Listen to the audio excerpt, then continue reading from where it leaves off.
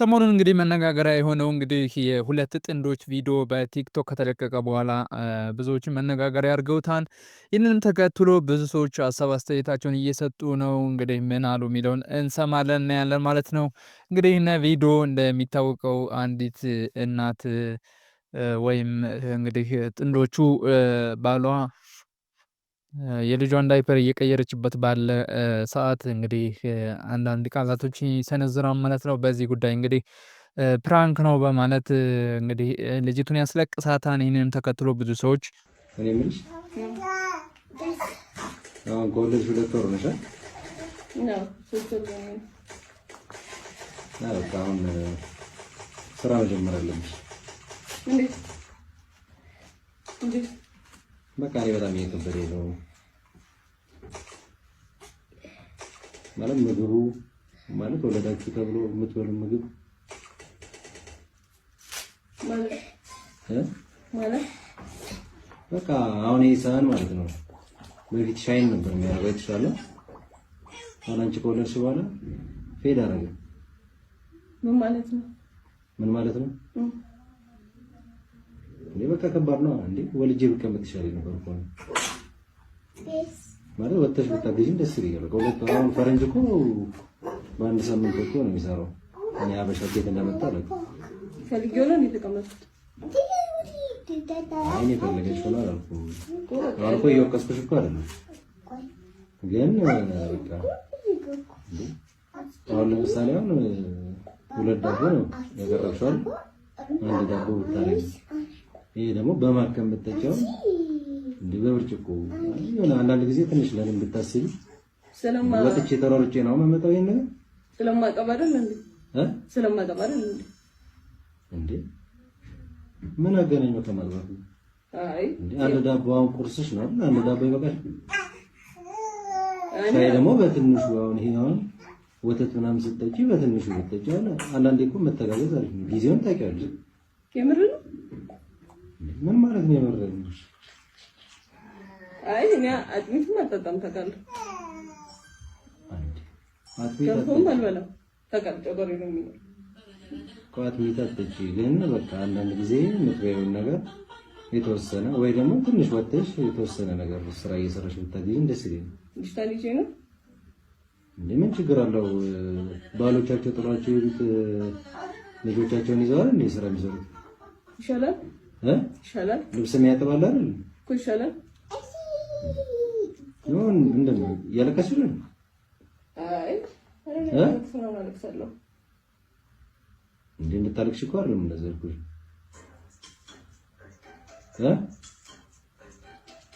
ወጣት ነሽ ያለው ነገር ይገባሻል ብዬ ነው የነገርኩሽ ያለው። ገብቶኛል ምን እንደሚያስለቅስሽ?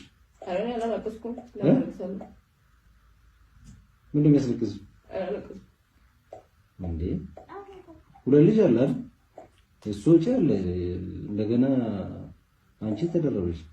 ሁለተኛ እንውለድ ይቆያል አልኩህ ነበር እኔ አንተ ነው ሁለተኛ እንውለድ ያልኩህ እኮ። እንውለድ ግን አሁን እኮ 2 ወር ሙሉ ተቀምጥሻል። እንደ እናቶቻችን 3 ወር ልትታረሽ ነው።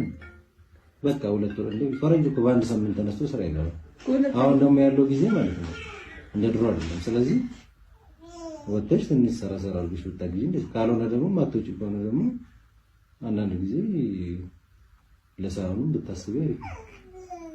ትንሽ ብትበይ አሪፍ ነው።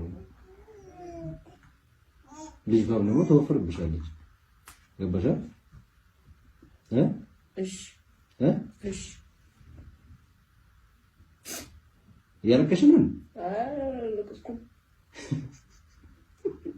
አይዲ ስቀልብ ፕራንክ ነው። ስሚ ማሪ አንቺ ላይ አንቺ እየቀለድኩ ነው። ስሚ ላይ ሰውን የሚያውቁስል ነገር እያደረኩ ፕራንክ ነው የሚባል ነገር አለ። ያው ለምን አሰራባበ ይልስ ነገር ይገርምሻል። ለማን ነው የምሰራው? የምር እየቀለድኩ ነው። አንቺ አማርሽ ነው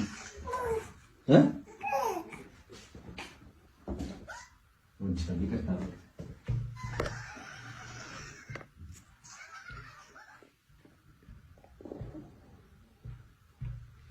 አመረጠች። እኔ እየቀለድኩ ነበር። እኔ እንደማንኛውም ኢትዮጵያዊ ፍራንክ ላድርግሽ እንደምን ይቀርብሻል?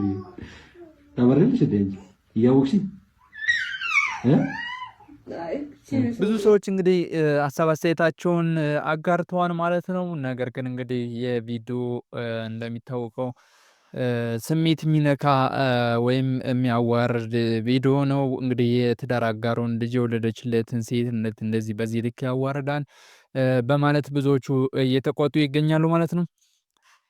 እንግዲህ ከዚህ በኋላ ሀሳብ አስተያየታቸውን የሰጡ ሰዎችም ብዙ ናቸው ማለት ነው። በመጨረሻም ግን ይቅርታ ጠይቋል ማለት ነው። የይቅርታውንም ቪዲዮ አካትትላችኋለሁ። ከዛ በኋላም እሷ ሌላ ቪዲዮ ሰርታለች ማለት ነው። ፕራንክ ምን እንደሆነ ለማሳየት ሞክራለች። ይህንም እንግዲህ ባሏ ላይ ብዙ ወቀሳዎች ላይ ሲደርስባት እንግዲህ ባሏን ከቨር ለማድረግ ያደረገችው ሙከራ ነው።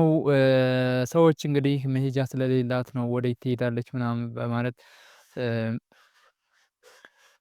ሀሳብ አስተያየታቸውን ቢሰጡም እንግዲህ እሷ ደግሞ ባሏን ከቨር ለማድረግ የቻለችውን እየሞከረች ይገኛል ማለት ነው። እንግዲህ ይህንንም ተከትሎ እንግዲህ ብዙ ሰዎች ሀሳብ አስተያየታቸውን ሰጥተዋል። እንግዲህ አንዱ ሀሳብ ሰጭ እንግዲህ ወይም በፌስቡክ ያገኘነው ነው። ይህ ባል አስረገዘ እንጂ ሴቶች በእርግዝና ወቅት ስለሚኖርባቸው የሆርሞን ለውጦች አያውቅም ሲል እንግዲህ ይጀምራል ማለት ነው። ነበርና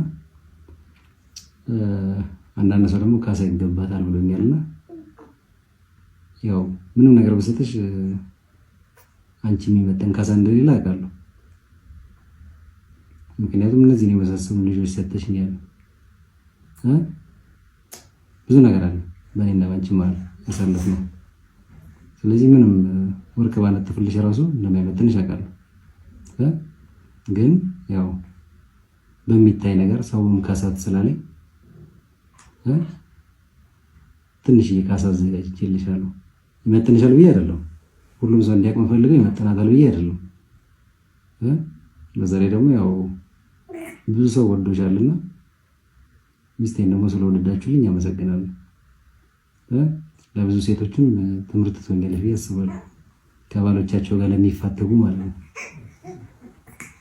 እና ወድሻለሁ።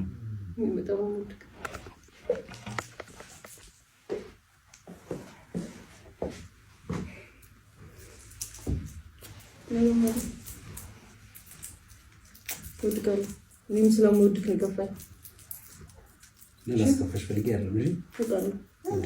እኔም ስለምወድህ ነው የገባኝ። የሆነች ልጅ አለች ብቻ መጀመሪያ ላይ ትንሽ ቀረብ ያለ ፖስት ያደረገች እና በእሷ ትእዛዝ ነው ስጦታ የገዛሁት እና እርግጠኛ ነኝ ያው እናንተም እንደምትደሰቱ እርግጠኛ ነኝ። ያው ትልቅ ስጦታ ነው ብዬ አይደለም፣ ግን የቻልኩትን አድርጌ ትንሽ ላስደስታት ብዬ አስቤ ነው እና ይቅርታ እንደምታደርጉልኝ እርግጠኛ ነኝ። እና ፎሎ ላደረጋችሁኝም ደግሞ አመሰግናለሁ። ትንሽ ፔጅ ትንሽ ከፍ ብሏል በኔጌቲቭ ነገር ቢሆንም ማለት ነው፣ ግን ቴንኪዩ ለሁላችሁም። የሰደባችሁኝንም ወዳችኋለሁ። የሀገር ስድብ ነው፣ ግን አትሊስት እኔም ብትሰርቡኝ እሷን ስለወደዳችሁ ደስ ብሎኛል። እናመሰግናለን ስለ ሁሉም ነገር። ከዚህ በኋላ በተሻለ ነገር ለማምጣት እንሞክራለን። አመሰግናለሁ። በጣም የምትያቸው ነገር አለ? በጣም አመሰግናለሁ። በጣም ነው ደስ ያለኝ ማለት በቃ ለሴት ልጅ እንዲህ በመሆናችሁ በጣም ደስ ብሎኛል። በጣም አመሰግናለሁ። ላሳያችሁኝ ፍቅር በጣም አመሰግናለሁ። ላሳያችሁኝ ክብር በጣም አመሰግናለሁ። ይሄ ነው ማለት ፈልገው። እንወዳችኋለን። ቴንኪዩ። እንግዲህ 600,000 ቪው ነበረውና እንደዛ ኤክስፔክት አላደረኩም ነበር እኔ። ስለዚህ ሼር እያደረጋችሁ አይተው ለተከፉ ለ600,000ዎቹም እንደምታደርሱልኝ እርግጠኛ ነኝ። አመሰግናለሁ። ቻው።